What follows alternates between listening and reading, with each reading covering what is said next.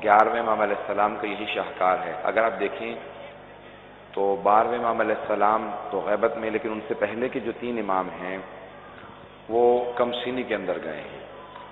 9ویں امام صرف 25 برس کے تھے، 25 ان کی ایج تھی جب ان کی شہادت ہوئی۔ 10ویں امام 41 سال کے تھے، 41، یہ بھی کوئی زیادہ ایج نہیں، اور 11ویں امام صرف 28 سال کے تھے، 28۔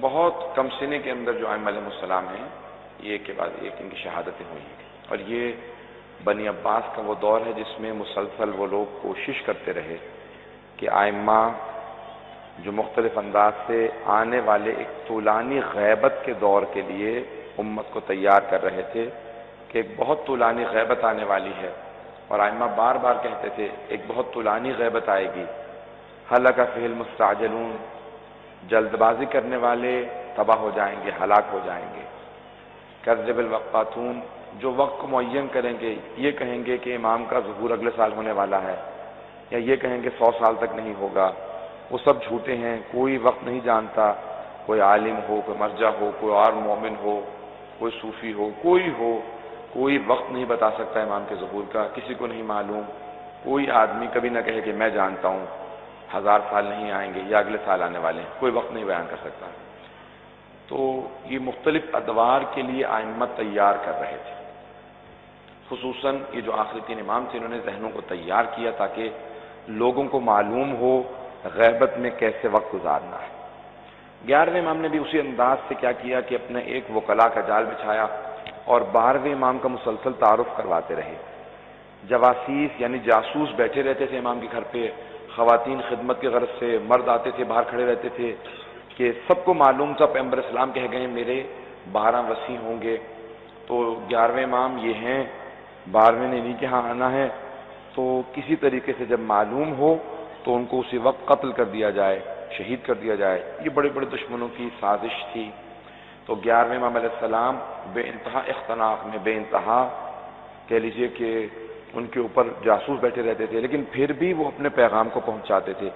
ایک بہت بڑی سازش قرآن کے خلاف شروع ہوئی 11ویں امام کے دور میں، اور اس میں کوشش یہ کی گئی، اسحاق کندی نامی ایک بہت بڑا عالم تھا، اس نے کوشش یہ کی، جو منحرف ہو جاتے ہیں بعض اوقات لوگ جب زیادہ پڑھ لکھ جاتے ہیں اور ان کی صحیح رہنمائی نہیں ہوتی، صحیح تربیت نہیں ہوتی، تو کیا ہوتا ہے کہ وہ قابلیت کی وجہ سے بعض اوقات گمراہ ہو جاتے ہیں۔ ائمہ کی مسلسل خدا کی طرف سے مسلسل ہدایت کی ضرورت ہوتی ہے انسان کو صراط مستقیم پہ رہنے کے لیے۔ تو اسحاق کندی جو ہے بہت قابل تھا، اس نے کتاب کا نام رکھا، ابھی کتاب چھپی نہیں تھی لیکن مشہور ہو گئی، کتاب کا نام رکھا التناقض فی القرآن، قرآن میں تناقض ہے معاذ اللہ، یعنی کنٹرڈکشن ہے، قرآن میں تضاد پایا جاتا ہے۔ اس نے کتاب لکھنا شروع کر دی، اور یہ 11ویں امام کا دور تھا، ہر جگہ مشہور ہو گئی، لوگ بڑے پریشان ہوئے کہ یہ آدمی 20 سال سے ایک کتاب لکھ رہا ہے، ابھی چھپی نہیں ہے لیکن 20 سال میں شہرت ہو گئی کہ یہ ثابت کر رہا ہے قرآن میں کنٹرڈکشن ہے، تضاد ہے، ہر جگہ باتیں ہونے لگیں۔ 11ویں امام کا دور آیا تو آپ نے اپنے ایک شاگرد سے کہا کہ تم اس سے قریب ہو جاؤ، کہ مولا اس سے قریب ہونے کا فائدہ کیا ہوگا؟ آپ نے کہا قریب ہو جاؤ، میں بتاؤں گا فائدہ کیا ہوگا۔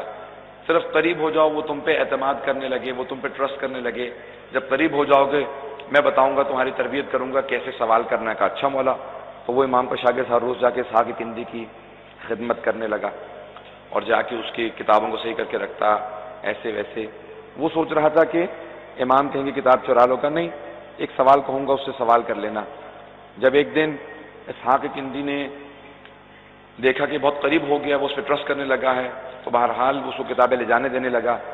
اب اس نے کہا مولا میں بہت قریب ہو گیا ہوں، اب بتائیے کام کیا ہے؟ امام نے کہا اس سے صرف ایک سوال کر لینا، یہ سوال سمجھنے کی کوشش کیجیے گا۔ امام نے کہا صرف ایک سوال کر لینا۔ کہا مولا کیا سوال کروں؟ کہا اس سے سوال یہ کرنا کہ تم اتنی مدتوں سے یہ کتاب لکھ رہے ہو کہ قرآن میں کنٹرڈکشن ہے، قرآن میں تناقض ہے، قرآن میں تضاد ہے، قرآن کی باتوں میں ٹکراؤ ہے، ایک بات دوسرے سے ٹکراتی ہے، تو یہ بتاؤ کیا تم نے آیات کو ویسے سمجھا ہے جیسا کہ اللہ جس نے قرآن نازل کیا ہے اس نے سمجھانا چاہا ہے؟ بہت سے لوگ سمجھ گئے، بہت سے لوگوں کو شاید تھوڑی اور وضاحت کرنی پڑے گی۔ کہا یہ پوچھو اس سے کہ تم نے قرآن کے معنی کو ویسا سمجھا جیسا اللہ نے سمجھانا چاہا ہے؟ اس نے کہا بس مولا اتنا سا سوال؟ مولا نے کہا ہاں۔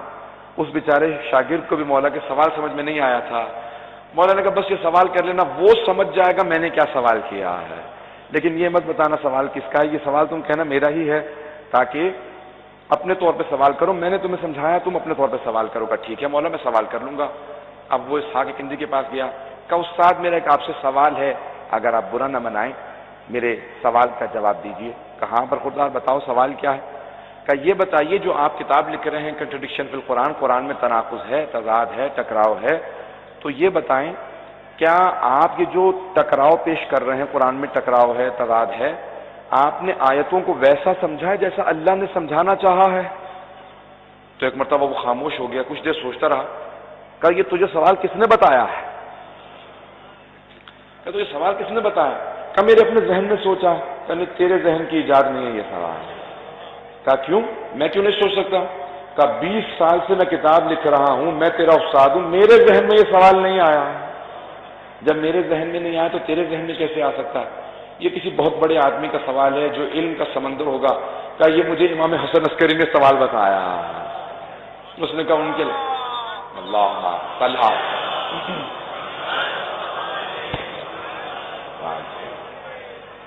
ان کے علاوہ یہ سوال کوئی نہیں بتا سکتا تھا۔ کچھ دیر سوچتا رہا، اس کے بعد اس نے اپنی کتاب اٹھائی اور وہ کنویں میں کود گیا۔ اس نے ایک ویل کے اندر، کنویں کے پانی کے اندر چھلانگ لگا دی، لوگوں نے اس کو بچا لیا، کتاب ڈوب گئی۔ تو لوگوں نے پوچھا تم نے ایسا کیوں کیا؟ کہا کیونکہ اس ایک سوال نے میری 20 سال کی محنت کو ضائع کر دیا، کہ قرآن کو جب میں ویسا سمجھا ہی نہیں ہوں جیسا اللہ نے سمجھانا چاہا تو پھر مجھے یہ کیسے پتا کہ اس کے اندر ٹکراؤ پایا جاتا ہے؟ جب اللہ کی بات کو ویسے سمجھنا چاہو جیسے اللہ نے چاہا ہے حضرات، تب بات واضح ہوگی۔ اسی لیے ہم کہتے ہیں کہ اہل بیت سے قرآن کو سمجھنے کی کوشش کیجیے، جب وہ سمجھائیں گے تو پھر معلوم ہوگا قرآن میں کنٹرڈکشن نہیں ہے۔ حضرات صحابہ کا بہت مرتبہ ہے، جیسے جیسے آیتیں نازل ہوتی تھی نا وہ قرآن پہ عمل کرتے تھے۔ قرآن کہتا تھا نماز پڑھو، صحابہ نماز پڑھتے تھے۔ قرآن کہتا تھا روزہ رکھو، صحابہ روزہ رکھتے تھے۔ قرآن کہتا تھا جہاد کرو، صحابہ جہاد کرتے تھے۔ قرآن کہتا تھا راہ خدا کے اندر انفاق کرو، صدقہ دو، صحابہ انفاق کرتے تھے، صدقہ دیتے تھے۔ قرآن کہتا تھا زکوٰۃ دو، وہ زکوٰۃ دیتے تھے۔ قرآن کہتا تھا حج کرو، وہ حج کرتے تھے۔ لیکن اہل بیت علیہ السلام وہ ہیں کہ جب وہ نماز پڑھ کے زکوٰۃ دیتے تھے تو آیت نازل ہوتی، جب وہ بستر رسالت پہ سوتے تھے تو آیت نازل ہوتی تھی، جب جناب سیدہ راہ خدا میں روٹیاں دیتی تھی تو سورہ نازل ہوتا تھا۔ تو اہل بیت وہ ہیں، یہ صحابہ جو آیتوں کے منتظر ہیں، آیتیں اہل بیت کی منتظر ہیں کہ اہل بیت کوئی کام انجام دیں تو سوروں کی آیتیں نازل ہوں گی۔ تو حضرات اہل بیت کے فضائل کو، ان کے مقام کو سمجھیں۔ امام حسن عسکری علیہ السلام نے بڑے ہی گہرے انداز سے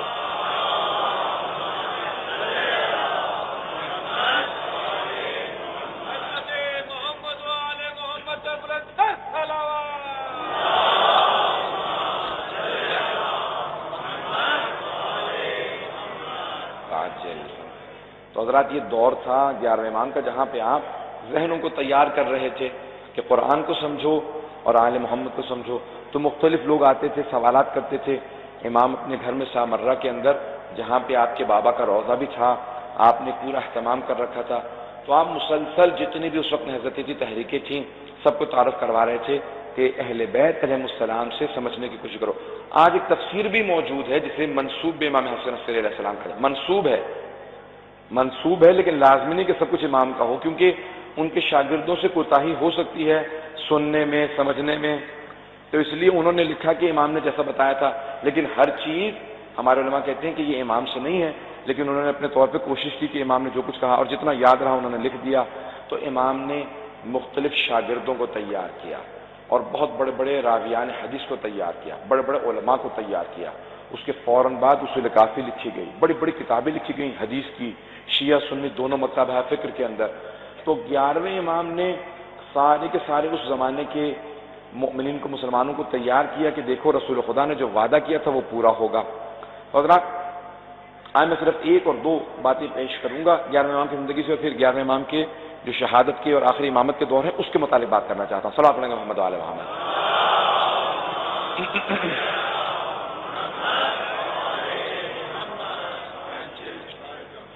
تو قرآن کے اندر بے انتہا آیات ہیں اور ائمہ علیہ السلام نے اپنے شاگردوں کو ان کی تفسیر بتائی اور تیار کیا۔ 11ویں امام علیہ السلام نے کیا کیا کہ جو خمس کا نظام قائم ہوا تھا تعارف کروایا، کہا کہ میرے وکلاء کو دو، اور وکلاء کو بتایا کہ کہاں کہاں مصرف ہو سکتا ہے، خمس کے مصارف کیا ہیں، یعنی کہاں پہ اسپینڈ کیا جا سکتا ہے، کہاں خرچ کیا جا سکتا ہے، اور پھر تربیت کرنے لگے۔ امام کے ایک وکیل تھے جو قم میں رہا کرتے تھے، قم کے اندر، قم شروع سے امام کے ماننے والوں کی ایک شہر تھا جو ایران میں ابھی بہت چھوٹا سا شہر تھا تو بہت بڑا شہر ہو گیا، تو وہاں سے ایک وکیل امام کا گیا، اور ساتھ میں ایک شیعہ نے کہا کہ میں نے کہا میں جانا چاہتا ہوں تاکہ دیکھوں تو صحیح کہ 11ویں امام کے بعد وہ 12ویں امام کون ہوں گے جو پوری دنیا کو عدل و انصاف سے بھر دیں گے جیسے وہ ظلم و جور سے بھر چکی ہوگی۔ کہا میں جا کے امام سے پوچھوں گا۔ اب وہ آئے، جب سامرے آئے نا تو امام علیہ السلام نے فوراً اشارہ کیا، کہا کہ آج کا اپنا خمس مجھے مت دو، وہ جو 4 برس کا بچہ بیٹھا ہے نا اسے جا کے اپنا خمس دو، اس سے حساب کتاب کرنا۔ تو وہ شیعہ کہتا ہے کہ امام کے وکیل نے لے جا کے خمس کا حساب دینا شروع کر دیا۔ مجھے تعجب ہونے لگا کہ یہ کیسے امام ایک 4 برس کے بچے کے پاس بھیج دیا، بچے کو کیا معلوم ہوگا؟ تو کہا کہ بچے نے بغیر پوچھے فوراً کہنا شروع کیا، دیکھو اس تھیلے کے اندر اتنے پیسے ہیں، اس تھیلے میں اتنے پیسے ہیں، وہ جس شیعہ نے بھیجا یہ اس کو واپس کر دینا، اسے کہنا ہماری طرف سے ہم نے قبول کر لیا، تمہارے ہمسائے کے اندر ایک غریب آدمی رہتا ہے، یہ پیسے اس کو دے دینا۔ کہا یہ پیسے ہم نے قبول نہیں کیے۔ کہا مولا کیوں؟ کہا اس کے اندر اتنے پیسے ہیں لیکن جس شیعہ نے بھیجے ہیں نا اس نے اپنے ہمسائے کا حق مار رکھا ہے، اپنے بھائی کا حق مار رکھا ہے، ہم غصبی پیسوں سے خمس نہیں لیتے ہیں۔ کہا اسے کہنا واپس کر دے۔ پھر کہا کہ یہ جو تمہارا تھیلا ہے نا اس کے اندر اتنے دینار ہیں، اتنے درہم ہیں۔ کہا نہیں مولا اس میں اتنے نہیں، اس سے زیادہ ہیں۔ امام نے کہا نہیں، ابھی بیٹھ کے گن، جتنے میں نے بتائے ہیں اتنے ہی ہوں گے۔ تو انہوں نے گننا شروع کیا،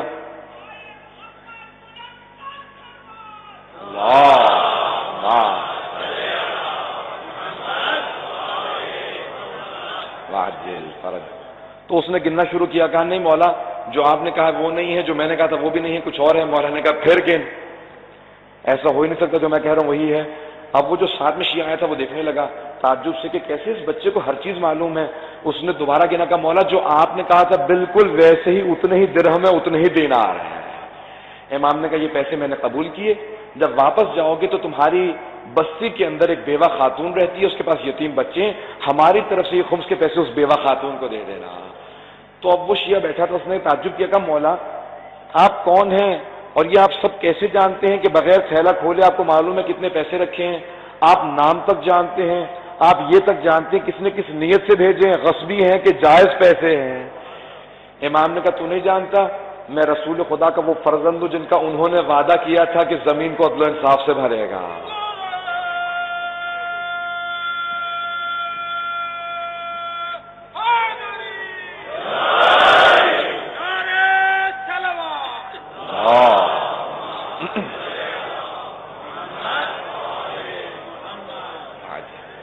تو آپ نے غور فرمایا نا، 11ویں امام نے ذہنوں کو تیار کرنا شروع کر دیا کہ سب لوگ ذہن اپنے ابھی سے ذہن نشین کر لیں کہ ایک 12ویں نے آنا ہے اور ان کی غیبت ہے، 2 طرح کی غیبت ہے، غیبت صغرا ہے، غیبت کبرا ہے۔ تو فوراً 11ویں امام نے ذہنوں کو تیار کیا اور فوراً وابستہ کرنا شروع کیا، کہ ابھی سے ذہن نشین کر لو ایک 12واں آنے والا۔ حضرات گزشتہ بھی بعض خلفاء جو تھے نا انہوں نے کیا کیا، جیسے مامون، سب ایک حدیث رسول خدا کی سب کے ذہنوں میں تھی کہ پیغمبر نے فرمایا میرے 12 وصی ہوں گے اور 12ویں کا نام مہدی ہوگا، تو سب کے ذہنوں میں یہ بات تھی۔ مامون نے بھی یہی کیا تھا، توجہ ہے نا لوگ میرے ساتھ، مامون نے یہی کیا، اپنے ایک بیٹے کا نام مہدی رکھ دیا، اس کے کئی بیٹے تھے، اس لیے ائمہ نے جب بھی اس مہدی کا نام لیا نا کہا مت کہا کرو مہدی، کہا کرو مہدی عباسی، عباسیوں کا مہدی ہے، یہ ہمارا مہدی وہ نہیں ہے۔ تو اس کے کئی بیٹے تھے، معتمد تھا، معتزد تھا اور یہ مہدی تھا۔ تو کیا کیا امام نے اب 8ویں امام کا دور تھا تو اس نے اپنے بیٹے کا نام مہدی رکھا اور وہ لوگوں سے کہنے لگا، کہا دیکھو رسول خدا کے جو چچا تھے عباس، میں ان کی نسل سے ہوں، اور رسول خدا نے کہا تھا کہ اہل بیت میں سے ایک مہدی آئے گا دنیا کو عدل و انصاف سے بھر دے گا، تو یہ وہی مہدی ہے جو رسول خدا نے کہا تھا۔ اب کافی لوگ کنفیوز ہو گئے، بڑے پریشان ہونے لگے۔ تو اکثر اوقات وہ بلایا کرتا تھا، آواز دیتا تھا بیٹا مہدی کہاں ہو، جیسے آواز دیتا تھا نا تو سارے کے سارے لوگ متوجہ ہوتے تھے، کہتے تھے وہ مہدی ہے یا نہیں ہے؟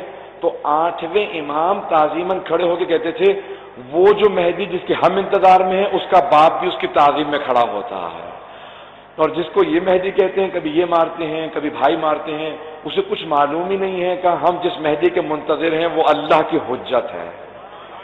تو ہر امام نے تاکید کی ہے کہ دیکھو پہچاننے کی کوشش کرو، جو حجت خدا ہوگا اس کے بے انتہا علامات ہوں گی، وہ اللہ کا نمائندہ ہے۔ تو اب 11ویں امام سارے اذہان کو تیار کر رہے ہیں، ہر ماننے والے کو، ہر جاننے والے کو، ہر مسلمان کو متوجہ کرتے تھے یاد رکھو غیبت آئے گی، بہت سے لوگ ہلاک ہو جائیں گے۔ اور پھر امام نے کثرت سے لوگوں کے اندر، اچھا کئی لوگوں کو یہ شبہ تھا کہ بھئی جواسیس جاتے رہتے تھے، جاسوس آتے تھے، اور اکثر خواتین اندر آتی تھیں، کہتی تھی امام کی ازواج کے اوپر نگاہ رکھنا، جب بھی ولادت کے آثار ہوں فوراً جا کے خبر کر دینا بادشاہوں کو۔ تو حضرات جس طرح سے جناب ابراہیم کا کبھی معلوم ہی نہیں تھا نمرود کو کہ ان کی ولادت ہونے والی ہے، کیونکہ اللہ کا وعدہ تھا کہ ایک بچہ آئے گا، وہ جوان ہوگا، ابراہیم بنے گا، نمرود کو شکست دے دے گا۔ اسی طرح سے اللہ نے وعدہ کیا تھا جناب موسیٰ کے لیے کہ جناب موسیٰ کی ولادت ہوگی، جوان ہوں گے اور فرعون کو شکست دے دیں گے۔ تو اسی طرح سے اللہ نے وعدہ کیا تھا کہ کوئی مہدی برحق آئے گا۔ تو اب وہ سارے کے سارے عباسی جو تھے وہ بار بار امام حسن عسکری علیہ السلام کی ازواج کی جاسوسی کے لیے خواتین کو بھیجتے تھے، کہتے تھے بس ملنے چلی جایا کرو، دیکھا کرو کہ آثار ولادت تو نہیں ہے، اور آثار ولادت ہمیشہ چھپے رہتے تھے۔ تو جب جیسے ہی امام حسن عسکری علیہ السلام نے ایک رات نیمہ شعبان کی رات میں اپنی پھپھی جناب حکیمہ خاتون سے کہا کہ پھپھی جان آج رات ہمارے گھر میں رک جائیے گا، کیونکہ وہ جو 12ویں کے لیے رسول خدا نے وعدہ کیا تھا آج اس کی آمد ہے۔ آج حجت خدا پوری دنیا کے اندر جو عدل و انصاف قائم کرنے والا ہے۔ تو جناب حکیمہ خاتون نے بھی تعجب کیا، سوال کیا، کہا کہ بھتیجے آپ کی کون سی زوجہ سے ولادت ہے؟ کوئی ولادت کے آثار نہیں ہے۔ کہا پھپھی اماں نرجس خاتون کے حجرے میں رہیے گا، آج رات ولادت کی رات ہے۔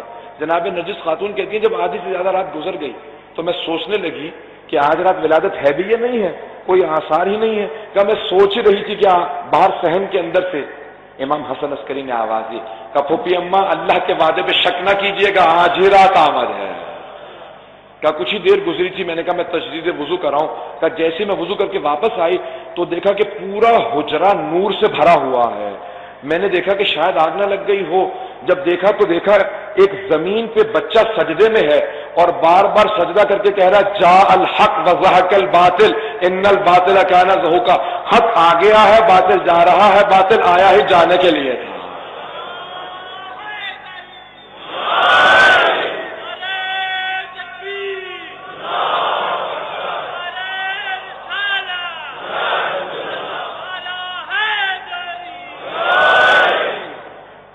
آپ نے غور فرمایا؟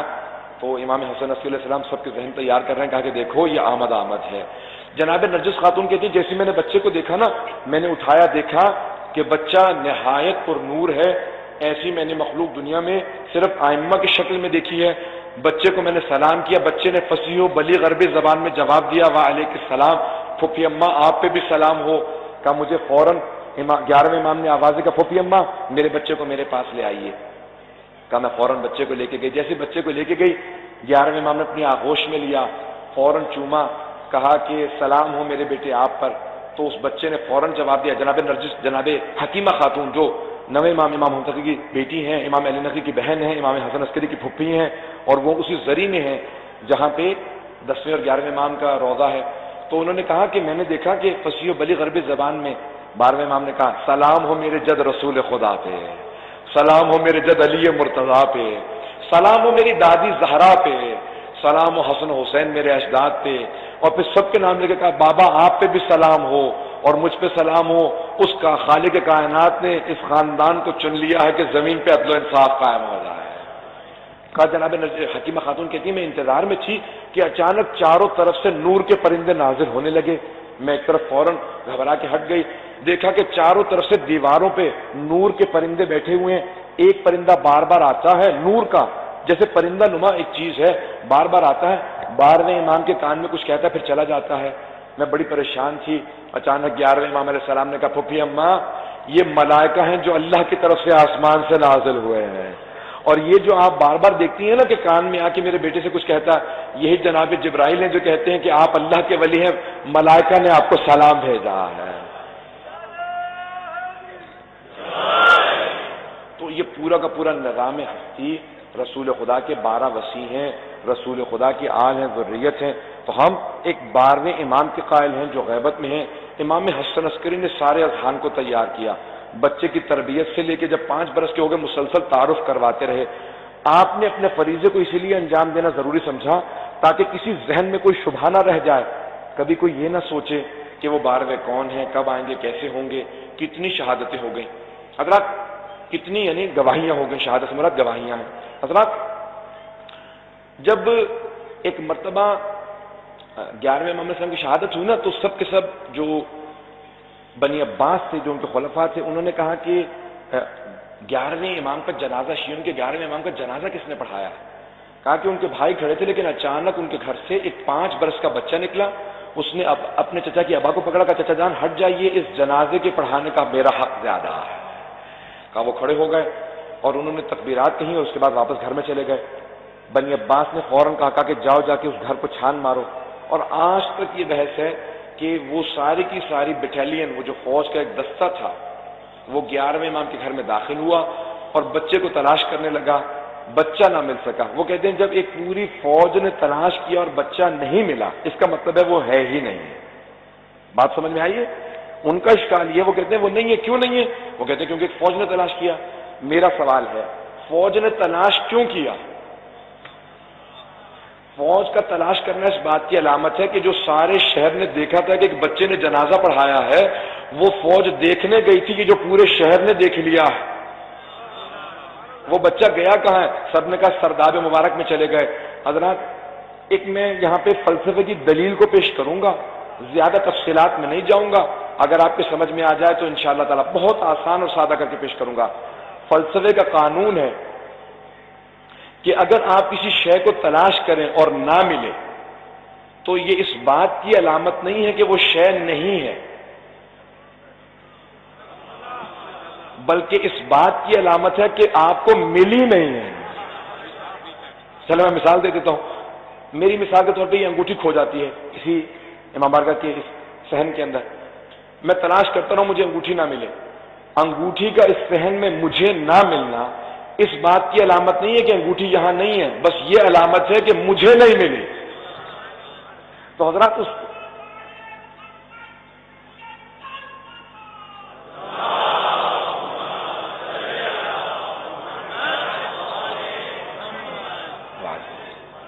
آپ نے غور فرمایا؟ تو فلسفے کا قانون ہے کہ اگر شے کوئی چیز گم ہو جائے، اس کو تلاش کرو، تو نہ ملنے پہ یہ دلیل نہیں ہے کہ وہ شے نہیں ہے۔ تو حضرات اب ساری کی ساری فوج تلاش کر رہی ہے، تو اسی لیے ابتدائی علماء کے اندر اختلاف یہ تھا کہ امام زمانہ کی غیبت یعنی کیا؟ آیا غیبت سے مراد، یہ میں اگلے چند دنوں پہ مولا سے متعلق پیش کرتا رہوں گا مطالب کو، کہ آیا غیبت سے متعلق یہ ہے کہ امام انویزیبل ہیں، یعنی آنکھوں سے اوجھل ہیں، آنکھوں سے غائب ہیں، یا نہیں غائب نہیں ہیں، سامنے ہوتے ہیں لیکن پہچانے نہیں جاتے، کیونکہ غیبت کی اقسام ہے، قرآن نے غیبت کی اقسام پیش کی ہیں۔ ایک ہے غیبت کے انسان غائب ہے، آنکھوں سے اوجھل ہے، اور ایک نہیں، غائب نہیں ہے لیکن پہچان میں نہیں آتا۔ جیسے جناب یوسف کے بھائی جب مصر پہنچے، جناب یوسف عزیز مصر بن چکے تھے، سب بھائی دیکھ رہے تھے لیکن پہچان نہیں رہے تھے کہ یہی یوسف ہے، تو یہ بھی غیبت ہے، یعنی آنکھوں کے سامنے پہچانے نہیں جا رہے۔ تو علماء میں اختلاف اس بات پہ ہے کہ آیا امام زمانہ آنکھوں سے غائب ہیں یا غائب نہیں ہیں، دیکھنے میں آتے ہیں، پہچانے نہیں جاتے۔ حضرات، امام اگر چاہیں تو غائب ہو جائیں اور چاہیں نظر آئیں، پہچانے نہ جائیں۔ اب سیرہ حلبیہ جو ہمارے اہل سنت والبرادران بھائیوں کی ایک سیرت نبوی ہے، وہیں سے پیش کر رہا ہوں، جلد اول میں، پیغمبر مکے میں ہے، اور دلیل کے طور پہ پیش کر رہا ہوں بات کو، پیغمبر اسلام مکے میں ہے۔ صرف 2 دلیلیں پیش کروں گا، تفصیلات میں نہیں جاؤں گا، کیونکہ میں خود اگر 12ویں امام پہ چاہوں تو ایک سے زیادہ شرح پڑھ سکتا ہوں، کئی دلیلیں موجود ہیں، خود میرے پاس ایک انسائکلوپیڈیا موجود ہے، 12ویں امام کوئی مختصر موضوع نہیں ہے، یہ خود کئی اشروں کا موضوع ہے۔ تو کیا کہ 2 دلیلیں پیش کر رہا ہوں۔ تو جناب سیرہ حلبیہ کے اندر الفاظ ہیں کہ جناب ختم مرتبت پہ ام جمیل ابو لہب کی بیوی، وہ کیا کرتی تھی، آ کے اذیت کیا کرتی تھی، اجرے پھینک دیا کرتی تھی، توہین کرتی تھی پیغمبر اسلام کی۔ تو مسجد الحرام میں پیغمبر اسلام خانہ کعبہ کے سامنے بیٹھے ہیں اپنے صحابہ کے ساتھ، اتنے میں ام جمیل کو آتے دیکھا، پیغمبر اسلام نے فوراً کہا یہ آ رہی ہے، مجھے دیکھ نہیں پائے گی، تو صحابہ تعجب کرنے لگے کہ جب آ رہی ہے پیغمبر اسلام سامنے بیٹھے تو دیکھ کیسے نہیں پائے گی. اتنے میں وہ آئی، آ کے صحابہ سے سوال شروع کیا، کہاں رسول محمد کہاں ہے؟ وہ تو نہیں ماننا، رسول خدا تو نہیں مانتی تھی. کہاں ہے؟ اور بہت کچھ کہا، اس کے بعد چلے گئے. پیغمبر اسلام نے کہا دیکھا یہ مجھے دیکھ نہیں پائی، اب اگر آئے گی تو دیکھ پائے گی. کہا اب اگر آئے گی تو دیکھ پائے گی. کہا یا رسول خدا یہ کیا چیز ہے؟ کہا میں قدرت رکھتا ہوں، اختیار رکھتا ہوں خدا کی طرف سے، جسے چاہتا ہوں نظر آتا ہوں، جسے چاہتا ہوں نظر نہیں آتا. حضرت آج تک علامہ مجلسی نے 24 معجزات بدن جسم رسول خدا کے لکھے ہیں. آج تک آپ نے دیکھا ہوگا بعض اوقات پتھروں پہ پیغمبر اسلام کے نشان ہیں. توجہ ہے لوگوں کی؟ تو صحابہ کرام کہتے تھے کہ ہم نے خود اپنی آنکھوں سے دیکھا. بعض اوقات پیغمبر کچی مٹی پہ، ریت پہ چلتے تھے، نشان نہیں بنتے تھے. بعض اوقات پتھروں پہ چلتے تھے، نشان بنتے جاتے تھے. تو کہا جہاں پیغمبر اسلام چاہتے تھے ان کے نقش بنتے جاتے تھے، جہاں نہیں چاہتے تھے نقش نہیں بنتے تھے. جس کا اتنا اختیار ہو کہ پتھر پہ نقش چھوڑ دے اور ریت پہ نقش نہ چھوڑے، تو پھر دلوں کی بھی یہی کیفیت ہے کہ جس کے دل پہ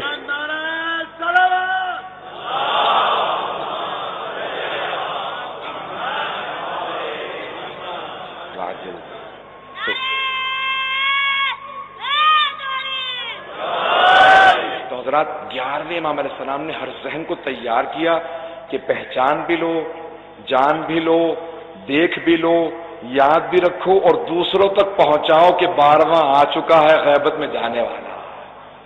تو ذہن تیار ہونے لگے. اور جس طرح سے ذہن تیار ہوئے، سمجھایا جا رہا تھا. دیکھو یہ غیبت، دیکھیں حضرات ائمہ علیہ السلام نے ہمیشہ کہا کہ ہم قادۃ الامم ہیں، امتوں کے قائد ہیں.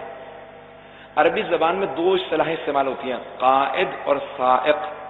قائد لیڈر کو کہتے ہیں، سائق ڈرائیور کو. موجودہ زبان میں سائق.